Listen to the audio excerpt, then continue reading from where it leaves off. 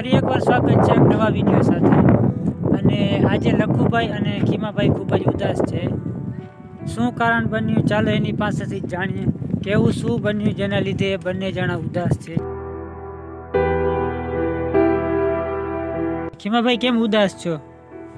અમારી પાડી મરી ગઈ। કેમ શું થયું તું? દૂધિયો તાવ આવી ગયો તો।